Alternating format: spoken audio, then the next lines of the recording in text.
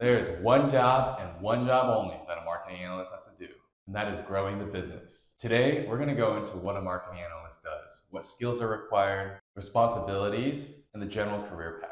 Most people don't know what a marketing analyst actually does. The reasoning for that is because marketing analytics is generally a new field. If you think about it, around 20 years ago, we never collected any data on the internet. And while we probably did have marketers that analyzed TV statistics, billboards, and other kind of direct mail things before the age of computers, it wasn't very common. Now that over 60% of marketing is digital, marketing analytics is a blossoming field. At the end of the day, a marketing analyst's job is to make sure that they support either the marketing team and any kind of insights that they need, or they're specifically driving growth at the company. Marketing analysts generate insights from various marketing channels to inform the growth trajectory of the company. This means which products to sell, how to optimize their marketing mix, how they should change up their ad campaigns, and how they should run brand awareness. So let's take an example. Let's say that you work as a marketing analyst at a D2C e-commerce company.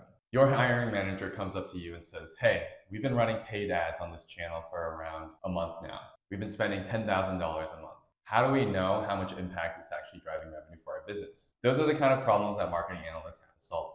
Correctly allocating capital to different kinds of marketing channels is crucial for any kind of business need. Since marketing analysts blend both data and marketing together to provide meaningful information, they're given a wide variety of roles to make use of their skills. Let's take some more examples to really dig into what a marketing analyst does. One really common use case that everyone uses for a marketing analyst is looking at market basket analysis. For example, if you're working at Amazon, Amazon wants to know which two products are most likely purchased together to figure out exactly what kind of recommendations to give to the customer. Now, while that might require a machine learning engineer to build that recommendation engine, a lot of the initial analysis is going to be done by a marketing analyst because they're in charge of the revenue side of the business. And so essentially, a marketing analyst is acting as a data analyst that's just focused on problems related to marketing. Another example is how marketing analysts might focus on sentiment analysis for a brand. And so here we're dealing into more of the qualitative structures of a company. They might analyze a campaign to see if it produces a more positive sentiment versus a very negative sentiment or an angry sentiment towards a commercial. It can be especially important if you're launching new products such as games, or if you're launching new features such as Google launching Gemini or different kinds of big product launches. The other large task that marketing analysts are tasked with is measuring the ROI of different ad campaigns. And this is probably the most specific task that most marketing analysts will always do. As I said in my previous example about spending on paid ads, marketing analysts frequently analyze data to really understand the return on investment when it comes to launching in new channels or the existing channels as well, and how to improve them. For example, let's take an email campaign. Let's say that we've been launching a recent email campaign for a Memorial Day sale. So a marketing analyst basically has to define the key metrics for understanding, did this Memorial Day campaign actually go successfully? Now, if I ask that to a marketing analyst, I'm expecting some kind of results. And a marketing analyst themselves try to understand, how do I define success for email campaigns? Do I baseline it against every other email campaign that we ran against to see how much sales that we brought? Even further, if I'm analyzing the specific kind of subject line or the different kind of email format, then I'm going to be analyzing subject line, email open rates, click-through rates, and then purchase conversion rates from the email as well. So there's a lot of things that we can kind of tweak and analyze to really understand which factors actually contribute to more growth at a company. Based on these metrics, marketing analysts can decide whether to optimize different parts of the campaign. They might shift budget to more promising marketing channels or prioritize different segments, and honestly, in many cases, stopping the spend on a lot of different channels as well. Let's talk about the skills and background needed to get a job in marketing analytics. Now, while most of you guys might think that you probably need to study some sort of data science, statistics, or maybe economics and business and marketing out of college to get a job in marketing analytics, surprisingly, I actually got my first job in marketing analytics out of college, and my background was in electrical engineering. The company that hired me didn't actually care about my background skill set, just the fact that I could learn on the job for training. Most marketing analysts ideally have a few years of experience, and that's because there's a couple of key marketing terms that most people need to learn in industry that don't really get taught in schools. So the most important one is around Excel and SQL. A lot of this data is super messy, and the more sophisticated a company is going to be, the more likely they're going to have their data set in SQL for you to actually query it, analyze it, and implement it. Now, a lot of companies might use specific marketing analytics tools like Google Analytics, Mixpanel, or Amplitude, a lot of different kinds of tools out there, basically to then kind of hold all of their marketing analytics data and not really hold anything in SQL or in-house. And so there you just have to be familiar with actual tools at large. But generally, when you're querying data, even if you need to export it from these in-house tools that want to build out all your funnel visualizations for you, you still need to know a lot of Python and SQL just to run scripts and be able to classify new kinds of data, and then be able to data munch the data into the format that you need for presentation. So lastly, we're talking about skills around data visualization, so using Tableau or Power BI, or even just plain old Excel graphs.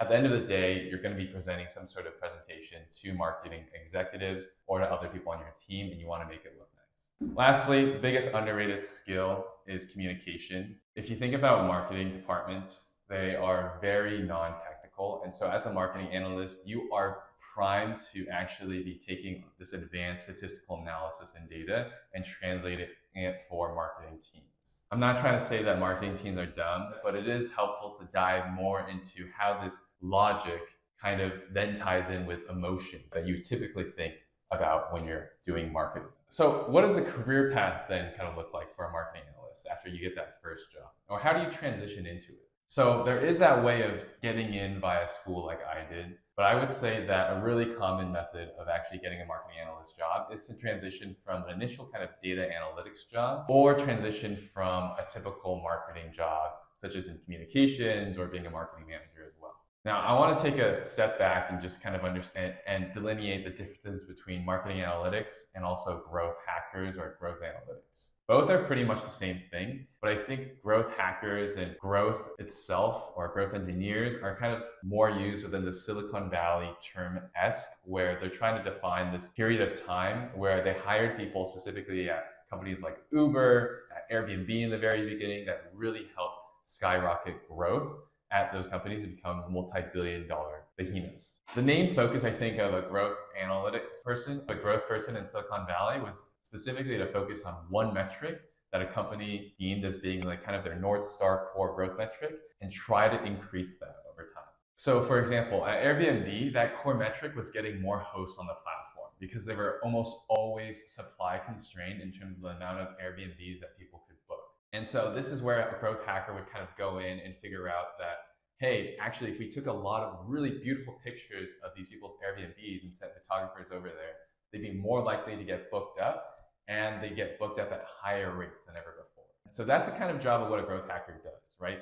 They basically have a hypothesis for something to do, and then they go implement it, and they look at the metrics afterwards to see how did that actually affect the metrics. And in this case, their hypothesis of sending photographers to people's homes and taking pictures and putting them on Airbnb was a huge win because it basically doubled or tripled the amount of people that were willing to book Airbnbs. So in my opinion, anyone can actually be a marketing analyst or a kind of growth hacker. You don't really need that many technical skills. You can learn them on the job. But having a good background within analytics, SQL, Python, all these kinds of skills, and choosing a degree that kind of gives you that background is also a really easy way to get a job within marketing analytics. Furthermore, the career path for marketing analytics is really, really huge because if you think about if you're the person that can actually drive growth at these companies, you could be like Chamath Palihapitiya. His first big role was working at Facebook back in the early 2000s, where they had to grow from hundreds of thousands of users to hundreds of millions of users. And you can expect that he actually made a lot of money doing that. Chamath at Facebook had to face decisions around growth, like whether to invest and prioritize new user acquisition or increase the customer lifetime value of the existing users by retaining them on the platform much longer. So if you think about what Facebook's core metrics are, they care about adding more users onto the platform, but also quickly increasing the number of monthly active users as well. So right now I want to go over the different kind of interview questions that are asked in a marketing analytics interview. I just want to add a side note that if you're interested in pursuing a career in marketing analytics or getting a job, you should check out Interview Query, which is a platform that I built specifically for marketing analytics, data science people to practice interview questions for their next job. Additionally, if you're hiring for a marketing analytics person, reach out to me. We have a bunch of candidates that'd be interested. Right now, I want to go over the kinds of marketing analyst interview questions that you're going to face in your next interview. So let's go through these questions. Here's a really good case study question that I think is pretty easy and kind of a starter for any kind of marketing analyst. So suppose that our company has expressed interest in creating a new partner card for their loyal customers. Think a Starbucks Chase credit card or a Whole Foods Amex credit card. If you are given access to the company's customer database, including their spending data, how would you determine what their next partner brand card should be? Now, the reason why I love this interview question is because it taps on a bunch of different things that marketing analysts have to know. One, they have to understand how to use data to actually make new decisions. And two, specifically, this is marketing analytics data because if you think about the question, we're either trying to target new customers coming in or retaining existing customers, which is basically the goal of any marketing analyst. Here's now a SQL question that might show up on a marketing analyst interview. Let's say that we have a schema that represents advertiser campaigns and impressions. The campaigns table specifically has a goal, while the number of advertisers wants to reach in total impressions. Sorry, the campaign table specifically has the number that the advertiser wants to reach in total impressions. So given the table, generate a daily report that tells us how each campaign delivered during the first 7 days. So this is also a really good example of presenting data that would be essentially marketing analytics data in a SQL database and giving it to a candidate for them to solve just to test SQL skills, but having like the case study be around marketing versus some random SQL question that has nothing to do with marketing at all. This question is also a little bit harder because you have to do a couple of complex joins to actually solve this question. This last question is also a case question. You work as a marketing analyst at a rideshare company like Uber. An executive asks you to evaluate whether a 50% rider discount promotion is beneficial for the company. How would you implement this promotion and what different metrics will you use? So this question, it sounds familiar and it sounds like this would be realistic. It's because it probably was tackled by an Uber marketing analyst or Uber product manager at some point in time. And then once they figured it out and they analyzed the data and they presented it, they then turned it into an interview question to then use as a litmus test for new marketing analysts signing up for their team, right? Because once they thought about the problem, they deconstructed it, then it was time for them to use it in an interview because they would have a full knowledge of how to assess a candidate's ability for how well they do when they answer the question. So I really like this question because it really applies multiple kinds of skills here. First off, we're thinking about more marketing-based incentives around like what is the goal of this campaign? Obviously, it would be to bring in more riders potentially, right, to actually use Uber. But at the same time, there's different facets here, right? We can think about user acquisition, like giving someone their first ride 50% off. At the same time, we can think about customer retention or re-engagement, right? Maybe someone hasn't been using Uber for a while, and then we also want to give them 50% off as well to re-engage them. And then lastly, we have to understand, like, does this actually make sense for the long term of Uber? What if we give them a 50% off discount and then they use it and then they churn off our platform and then we lost all that money because we had to pay the driver more? It also integrates this idea of balancing short-term immediate results with long-term profitability, which is something that Uber could be struggling with, in the current environment, but would have been something that they would have been invested in, earlier on, maybe, when they were a $1 billion company or a $100 million company trying to grow super fast, right? So all of these kinds of different scenarios, I think, is really good. It's a really hard question because we have to dive in different ways. And again, you can check out the question on Interview Query and solve it there. Thanks for watching, everyone. If you have a marketing analyst interview coming up, check out Interview Query. We have a wide variety of resources. We've helped people land hundreds of thousands of jobs within just analytics alone. And we're launching a new AI interview feature coming up where you can actually run an interview against an AI and practice before your actual interview. If you have any questions or you have any opinions about the video, please leave them in the comments below. And please remember to like and subscribe, and I'll catch you guys next time.